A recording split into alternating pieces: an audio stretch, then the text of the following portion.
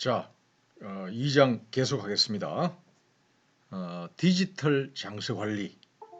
아까도 얘기했지만은 요 DL 운영 체제 모델 우리 교재에 31쪽 했잖아요, 그죠? 거기에서 한중앙에 들어가 있는 디지털 장서 관리. 요게 이제 기능적 운영 체제 5개 중에서 가장 핵심이 되는 거다라고 보면 되겠습니다. 요걸 포함해서 5가지 기능 체제, 운영 체제가 있고 또 다른 5개. 그게 외부 지원 운영 체제로서 구성되어 있는 거 아까 그림에서 확인을 했죠, 그죠? 교재 37쪽에 나와 있는 디지털 장서 관리. 요거는요, 우리가 장서라는 개념부터 먼저 생각을 해봅시다. 우리가 장서라고 할 때는 이 장자가 이게 감출 장자라고 그래요. 뭐를 감춘다. 아니면 어디에 저장한다. 숨긴다. 이런 의미입니다.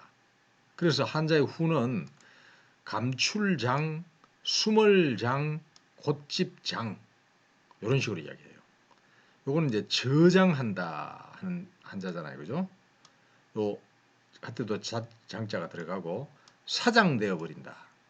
그러니까 어디에 뭐 저장을 했던 어디에 두었는데 그게 쓰이지 않는 거 그걸 가지고 사장시켰다, 사장되었다라고 이야기하죠.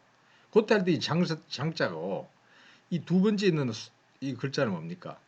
책 서자죠. 그래서 우리가 장서 그러면은 좀 혼동하기가 쉬운데 우리가 보통 장서 그러면 책을 많이 이야기합니다. 우리 말로서는. 그런데 이 책 서자니까 요거는 영어로 이야기하면 컬렉션이에요. 이 컬렉션이라 하는 거는 우리 교재 37쪽에 맨 위에 줄에 나옵니다만 수집 또는 소장품의 의미를 담고 있는 단어다. 비단 책뿐만 아니라 자료뿐만 아니라 두 번째 줄에 보면은 미술품이나 골동품, 우표 이런 것도 그게 속합니다. 박물관에서 장서 그려버리면 갑옷 네 번째 줄에 나오죠. 갑옷 같은 경우도 장서의 하나라고 꼽을 수 있습니다.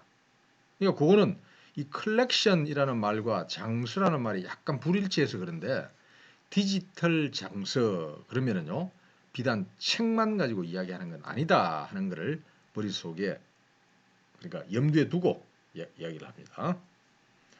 자, 요거는요 한마디로 말해서 우리 교재에 위에서부터 둘렌 6번째 줄에 나옵니다만 장서는 단순한 수준에서 개별적인 하나하나의 아이템의 집합체다. 요게 일종의 PT 자료에 일종에 나와 있습니다. 개별적 정보 자원의 집합체다. 영어로 any aggregation of individual item. 개별적 정보 자원의 집합체다. 그게 다 장서란 이야기죠. 자, 이 디지털 장서는 방금 이야기한 이런 것도 다 포함된다 하고 이야기했고요. 뭐 수집품, 소장품 다 이야기하는데 요거의 특징이 어떠냐 하는 거는요. 우리 교재에 38쪽 넘어가 가지고 네 번째 줄에 거기 나옵니다. 네 번째 줄에 보면은 장서는 개별적인 정보자원의 집합체라고 간단하게 정의되는데 그 다음 줄에 보면은 이 정보자원은 객체, object 이용하는 주체는 역시 사람입니다. 객체, object이고 컨텐츠 등으로 부르는 아이템으로 다음과 같은 특징을 가진다 하고 특징을 이야기 나눴어요. 콘텐츠라고 보통은 많이 이야기합니다. C-O-N-T-E-N-T 하고 나서 S를 붙여줘 가지고 이게 복수 형태로 쓰면서 우리가 내용 그리고 콘텐트보다는 콘텐츠라고 보통 읽는 게 맞죠. 복수 형태에 나누니까. 요거 같은 경우는 특징이 우리 교재에 여섯 번째 줄에 계속됩니다. 첫째, 물리적인 형태를 가진 정보 자원과 디지털 형태를 가진 정보 자원으로 구분할 수 있다. 그러니까 물리적인 것만 장서도 아니고 디지털 형태도 같이 포함해서 both A and B 물리적인 것과 디지털 형태의 것 같이 이야기한다는 이야기고 그 다음 줄에 보면은 둘째 해가지고 이용자들에게 이러이러한 과정을 거쳐야 되는 기본적인 단위인데 현재 이용을 목적으로 생산하고 소장하게 되며 현재로서 생산하고 소장하는 것 이거는 당연히 맞고요. 그것뿐만 아니라 미래를 위해서 보존하는 거, 그거까지가 중요한 이슈가 됩니다. 미래 이용자들을 위해서 보존되기도 한다고 돼 있죠. 그걸 먼저 생각합니다. 물리적인 거 플러스 디지털 형태의 거. 현재 생산 소비하는 것뿐만 아니라 미래를 위해 보존하는 것까지 같이 이야기하는 겁니다. 자, 그러면은 이 디지털 장서가 이와 같이 우리가 이야기할 수 있는데, 지금 특징을 이야기하라 그러면은 좀 전에는 장서의 특징 갖고 이야기한 거고, 물리적인 것 플러스 디지털 형태라고 했는데, 이 디지털 장서는 이러한 속성이나 특징을 가집니다. 전부 다 급자 들어가는 급자 돌림의 단어입니다. 뭡니까? 급할 급자죠. 급증, 아주 급속히 증가되어집니다. 그리고 속도가 빠릅니다. 급속이라고 이야기하죠. 우리가 자료를 처리할 때 아날로그 형태의 거 한참 찾아가지고 한다, 아니면은 그 자리로 찾아가기가 쉽지 않고 빠르질 않은데, 이거는 빠릅니다. 급속이라고 이야기하죠. 급변이 마지막일 겁니다. 변자는 변할 변자죠. 역시 순식간에 그냥 변하고, 그 기술도 빨리 변하고, 내용도 컨텐츠 자체도 급변하는 경우가 많습니다. 그래서 급증, 급속, 급변, 이 세 가지를 디지털 장서의 정의를 이야기할 때 하는데, 이걸 이야기하면서요, 우리가 디지털 장서의 정의를 이야기를 하기 전에 그와 같은 급속, 급증 이전에 어떤 게 있느냐,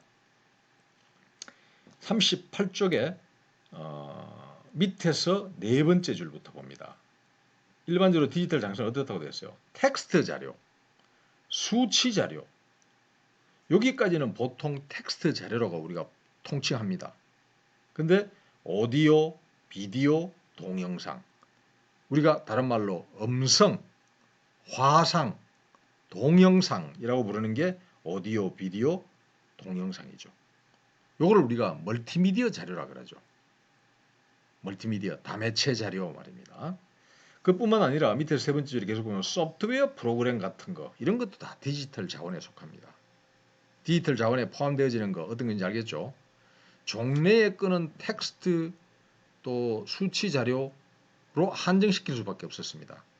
뭐 오래됐지만 한 30년 전 같으면은 이미지 자료, 음성 자료, 동영상 자료 쓰려 그러면은 용량이라든가 이 시스템의 사양이 그걸 못 받쳐주기 때문에 보통은 텍스트 자료로 한정했습니다. 근데 거기에다가 멀티미디어 자료 같은 게 포함되어지는 거, 그거는 앞에서 왜 60년대, 70년대, 80년대 이야기할 때 80년대 그래픽까지 나오다가 90년대부터 멀티미디어 자료 이런 소리가 나왔죠. 그 멀티미디어 자료는 음성, 화상, 동영상인데 우리 책의 밑에서 네 번째 줄 오디오, 비디오, 동영상, 이게 멀티미디어 자료면서 조금 더 키워가지고 뭐 소프트웨어 자료도 동영상 자료가 될 수가 있고, 뭐 음성만 나오는 것도 될 수 있고, 화상 자료, 정지 화상 자료도 될 수가 있습니다만, 어쨌든 텍스트 자료 플러스 멀티미디어 자료다라고 이야기를 할 수가 있습니다. 자, 39쪽 넘어가 가지고 이제 다음과 같은 특성을 가진다 해가지고 나오는 말들이 첫째, 둘째, 셋째가 나오는데요. 이제 그게 특성을 보면은 급증, 급속, 급변이라고 볼 수 있습니다. 자, 그 세 가지 먼저 보면은요. 위에서부터 세 번째 줄, 첫째, 하나 이상의 유사한 성격의 디지털 자원으로 구성된다. 단수가 아니고 복수일 가능성이 많습니다. 하나 이상의 유사한 성격의 디지털 자원으로 구성된다. 여러 개란 이야기고 좀 많을 수밖에 없고, 둘째는 하나의 장소에 포함되는 디지털 자원은 보통은 메타데이터에 의해서 기술되어진다. 메타데이터, 우리 교재 4장에서 좀 상세히 다루는데, 메타데이터라 하는 거는 데이터가 있으면 그거를 설명해주는 데이터에 관한 데이터를 가지고 메타데이터라고 합니다. 메타라는 게 원래 이게 의미가 여러 개를 가지는데 뭐 4장에서 상세히 이야기할게요. 어쨌든 데이터에 관한 데이터, 메타데이터입니다. 메타, 요 T자입니다. 이거 좀 모를 수도 있겠지만 메타데이터에 의해서 기술되어진다. 그러니까 뭐 우리가 사진 같은 그런 자료, 영상 자료, 화상 자료만 딱 가지고 이야기할 때 그런 자료도 메타데이터에 의해서 같이 서술되어졌을 때 그게 더 명확해지죠. 어떤 이미지, 사진으로만 찍었는 게 아니라 그 사진을 찍은 날짜, 사진을 찍은 장소, 사진에 대한 설명, 화소는 얼마만큼, 뭐 그때 찍을 때 당시에 날씨는 어땠고 뭐 등등 이런 게 전부 다 메타데이터로 들어갈 수가 있겠죠. 세 번째, 지금 다섯 번째 줄 하고 있어요. 해당 디지털 자원은 단일의 인터페이스에서 검색되고 접근된다고 되어 있습니다. 단일의 끄다 하는 거는 이거 지금 저 메타데이터 여기 나오는데 그거는 조금 이따 보고 URL Uniform Resource Locator라고 이야기합니다. Uniform, uni라는 게 접두라의 의미가 한계란 뜻입니다. 헛단자죠. 단일, 한계란 뜻이에요. 여기 uni가. 유니콘 그러면 일각수, 뿌리 하나인 동물을 가지고 이야기합니다. 상상 속에 있는 동물이죠. 뭐 우리 주변에 있는 뭐 대부분의 거는 전부 다 이각수입니다만 아주 드물게 그 상상 속에 존재하는 그런 거라든가 뭐 콧불수 중에 아주 특별한 거 일각수입니다. 뿌리 하나인 거죠. 요거는 유니하고 콘이 아니고 유니폼입니다. 폼이라는 거는 형태란 뜻이죠. 형태인데 폼이 하나이니까 유니폼, 우리가 보통 제복을 가지고 이야기합니다. 뭐 경찰관, 군인 이런 사람들 한 가지로 통일해 가지고 입죠. 그랬을 때 아무래도 그런 제복이 가지는 권위라든가 힘에 의해서 일반인들이 그 사람들의 지시라든가 이러한 거를 따를 수밖에 없죠. 뭐 공권력이라고 보니까. 자, 유니폼, 하나의 형태의 리소스 로케이트다. 그러니까 하나의 형태로서 요게 기술되어진다. 책에 나오는 그 말입니다. URL에 의해서 검색되고 접근된다 할 때 URL의 의미입니다. 인터넷 웹사이트나 웹페이지에 포함된 그림 이러한 것과 같은 정보의 위치를 표시하기 위해서 사용되는 주소를 우리가 보통 URL이라고 씁니다. URL, 여러분들이 URL 그러면요, 우리가 인터넷상의 어떠한 자료의 소재를 위치해 줄 때, 이야기해 줄 때 쓴다 그랬죠. 그러니까 계명대학교 홈페이지 같으면은 HTTP라는 이런 프로토콜이 있고, 그죠? 그러고 나서 계명대학교는 반드시 kmu.ac.kr 이 점이 계속 좀 안 찍히는데 이런 식으로 쓰죠. 물론 이 앞에다가 트리플 W, W가 3개 들어가는 그래서 점을 찍는 거. 왜 이러나? 요 점을 찍어가 요거를 사이에 집어 넣어 가지고 worldwideweb.kmu.ac.kr 이렇게 우리가 표현을 하잖아요. 그죠? 그러니까 요거는 계명대학교만을 위한 홈페이지입니다. 자, 그러한 거는 이제 단일이라는 거, 그게 그런 의미입니다. 유니라는 뜻이. 요거 나오는 김에 잠깐만 보면은 URL 선점이라고 요거 이제 그런 개념은 여러분들이 웬만큼은 잡혀져 있을 텐데 요거를 사이버 공간에서 우리가 미리 자리를 잡아버리는 거니까 스쿼트이라는 게 정주하다, 미리 딱 자리를 잡아버린다 하는 그런 의미죠. 그러니까 옛날에 미국 같으면은 그 북동부 쪽에 거기에 그 청교도들이 들어와 가지고 그때서부터 계속 서쪽으로 이제 전진해 나갔죠. 그러면서 땅의 주인이 없었어요. 인디안들은 원래 땅의 소유 개념이 없으니까. 그러니까 그렇게 이동해 가면서 이 자리를 잡아버릴 때 뭐 말뚝 4개만 쿡쿡쿡쿡 박아버리면 그 넓이가 굉장히 넓어가지고 뭐 수천 평, 수만 평이더라도 그거는 내 땅이다 하고 표현할 수 있었어요. 왜? 주인이 원래부터 없었으니까. 그래서 그걸 스쿼트이라 그러는데 어디서 그걸 한다? 사이버 공간에서 스쿼팅을 하니까 URL 선점이라고 했습니다. 그러니까 URL이라는 거는 KMU라는 요거를 쓰고 싶은 대학들이 또 딴 데도 있었을 거예요. 대표적으로 국민대 같으면요. 홈페이지 주소를 이렇게 길게 국민이라는 거 KOKMIN 이렇게 적습니다. 이거 뭐 아무래도 이거 기억하기가 좀 쉽지 않습니다. 그게 구성원들이. 근데 우리 학교가 미리 KMU라는 거를 미리 잡아버리니까 계명 유니버시티라는 뜻으로 얘들은 KMU라고 못 쓰는 겁니다. 그래서 이렇게 좀 복잡하게 쓸 수밖에 없이 했어요. 그러니까 국민 하는 거 이거를 국자를 KUK도 쓰고 GOOK도 쓸 수 있고 GUK도 쓸 수 있고 CUK, COOK 이렇게 다 다양하게 적을 수 있기 때문에 이거는 지가 맨날 쓰는 사람 같으면 모를까 KOOK 달리 쓸 수도 있어요. 국민 할 때 민자도 마찬가지입니다. MIN만 됩니까? MYN도 될 수가 있고 뭐 그래서 하여튼 되게 복잡해요. 그렇지만 미리 계명대가 사이버 스쿼팅을 해버렸기 때문에 어쩔 수 없이 다른 이름으로 썼던 겁니다.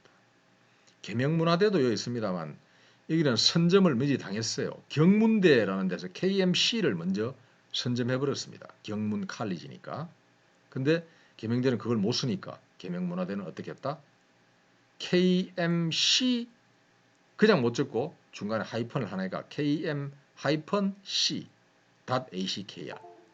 이렇게 적을 수밖에 없었죠. 요즘은 KMCU라고 고쳤더라고요. 뭐 그래도 어쨌든 복잡합니다. 이건 따로 생각하기 쉽지 않아요. 계명대는 KMU 해버리면 되잖아요.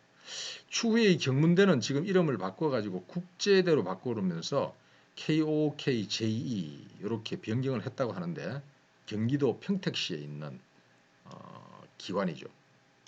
그런데 요 국제대 같은 경우는 지금 이제 경문대에서 옮겨버렸으니까 우리라기보다는 계명문화대가 이렇게 할 수도 있는데 지금 이미 이렇게 다 익숙해져 버렸으니까 고치기가 쉽지 않습니다. 뭐 사이버 스쿼팅의 좀 한 예입니다. 뿐만 아니라 이런 것도 한번 봐봐요. 전북대, 전남대, 충북대 다 어떻게 쓰고 싶은지 압니까? 전부 다 CNU로 적고 싶어요. 왜? 어느 네이셔널 유니버시티입니다. 전부 다 앞에 C자가 들어가고 싶어요. 충남 네이셔널 유니버시티 CNU 얘들이 먼저 딱 해버리니까 전북대 JBNU 좀 어렵습니다. 이렇게 적고 전남대는 JNU 적고 충북대는 아예 다 적어야 됩니다. CHUNGBUK 그러니까 좀 어렵죠. 그래서 사이버 스쿼팅이 중요한데 요거는 나중에 과제물을 줄 때 사이버 공간에서 미리 자리 잡는 거는 사이버 스쿼팅이 되잖아요. 그죠? 그래서 그렇게 그걸 해가 주는 거 그때 다시 한번 이야기하겠습니다. 자, 지금 현재로서는 그 과제물을 미리 주고 쭉 할 필요는 없고요. URL 이와 같이 우리가 이야기할 수 있는데 마침 이 책에서 39쪽에서 나왔으니까 이야기입니다. 자, 요거는 아까 전에 이제 디지털 장소의 정의에서 특징을 이야기하면서 요 세 가지를 이야기했고, 요거는 황해 법칙과 무어의 법칙을 설명하는 내용입니다. 뭐 영어가 선택이 아니고 필수인 거는 누구라도 인정합니다. 요즘 세상에. 그때 이야기할 때 뭐라고 합니까? Amount of data storage that a microchip can hold. 이 뭡니까? 갈론에 있는 말. 마이크로칩이 가지고 있는 그죠? 데이터 스토리지, 데이터에 저장할 수 있는 양은 더블즈라 그러면 이게 이제 2배가 된다 그런 뜻이에요. 더블. 우리가 형용사로도 쓰고 그러지만은 타동사로서 2배가 된다는 이야기입니다. 어떻게 2배가 되냐? 매년 혹은 최소한 매 18개월마다 그러니까 1.5년마다 보통 2배가 된다고 이야기해요. 이게 무어의 법칙입니다. 한 번씩 들어봤죠, 그죠? 마이크로칩의 어떤 성능이라든가 그러니까 속도라든가 저장 공간을 이야기할 때 하는 건데 매년 혹은 매 18개월마다 더블이 되는 거. 그거를 이야기하는 게 이 무어의 법칙입니다. 황해 법칙은 Transistor Density of Semiconductor Chip. 세미컨덕터 그러면 반도체죠. 컨덕터가 도체인데 절반만 도체, 전류가 흐르게 한다. 흐르게 했다가 안 흐르게 했다 할 수 있다. 그래서 반도체입니다. 세미컨덕터. 셈이라는 게 절반이라는 거 알죠? 이 반도체 칩의 트랜지스터의 density, 밀집도는 would double 2배가 되는데 대충 roughly 가만 거칠게란 뜻도 있지만 대충 approximately about란 말이 더 많이 쓰이죠. 대충 매 18개월마다 2배가 된다. 이게 이제 무어의 법칙 이야기하고 매년마다 2배가 된다. 이건 황해 법칙. 뭐 삼성전자의 사장으로 있던 황창규 이사, 황창규 이사 시절에 만든 법칙입니다.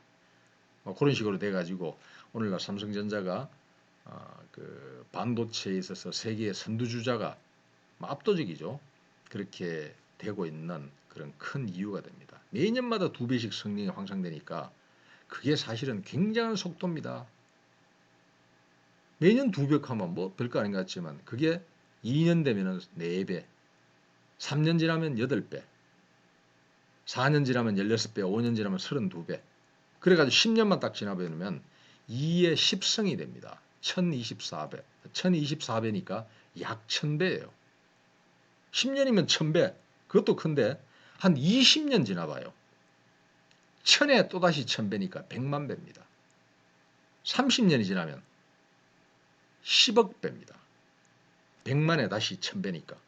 40년 지나면 뭐 1조가 되고 천문학적으로 막 빨리지고 있는데 지금 현재 그 속도를 유지해 오고 있어요. 삼성전자. 그래서 세계 시장에서 반도체 그러면은 삼성전자, 뭐 SK 하이닉스도 이야기를 하지만은 그만큼 우리나라의 기술력이 뛰어나다는 이야기입니다. 자, 무어의 법칙, 황의 법칙 나오는 김에 그거를 잘 한번 생각해 두고요. 1장에서 사실은 이거 추가로 설명하면 좋은데 1장에서 지금 설명할 게 안 그래도 많았는데 여기까지 다 하니까 그게 좀 시간을 너무 1장에서 지체하는 것 같아서 여기다 넣어놨습니다. 딴 것도 마찬가지입니다. 조금씩 뒤에 있는 걸 앞에 설명해두고 가면 좋은데 이때 설명하겠습니다. 자, 메타데이터도 아까 전에 지금 39쪽에 5째 줄에 나왔습니다만 뒤에 가서 자세히 하겠지만 데이터 about 데이터라고 해가 아까 전에 이야기했고요. 디카로서 우리가 화상 데이터를 찍었다. 그러면은 거기에 같이 저장되는 사진 정보들 아까 얘기했죠. 시간, 장소, 파일 종류, 용량, 해상도, 노출 플래시를 사용했냐 안 했냐 이런 거, 노출을 얼만큼 했느냐 이런 거. 거기에 사용되지는 메타데이터로 사용되지는 대표적인 게 도서관에서는 마크. 우리가 제일 많이 쓰는 거는 더블링 콜. 우리라는 거는 요즘에 어느 분야에서나 제일 많이 쓰는 메타데이터. 그러면 더블링 콜. 뒤에 가서 좀 자세히 할 겁니다. 모즈. 뭐 이렇게 꼽을 수 있습니다. 도서관계에서는 이게 뭡니까? 알고 있죠? Machine Readable Catalog. 다시 얘기해서 기계 가독형 목록. 이게 데이터를 설명해주는 데이터를 우리가 표현하기 위한 대표적인 메타데이터입니다. 자, 그런 내용으로 39쪽에 있는 내용의 거를 여기 조금만 더 추가로 설명하고요. URL도 아까 설명했고요. URL 요거는 지금 보니까 시간이 좀 오버가 꽤 됐어요. 그래서 URL은 요러요러한 거다 하는 거를 다음 시간에 좀 읽어가지고 오도록 하고요. 그 다음에 목록형 장서, 원문형 장서 이런 거를 그 이후에 진도 나가도록 하겠습니다. 자, 오늘은 39쪽에 위에서부터 한 6째 줄 있는 여기까지 했다고 생각하면 됩니다. 자, 장시간 고생 많았어요. 정신 바짝 차려서 그 내용을 복습을 잘 해주기 바랍니다. 마칩니다.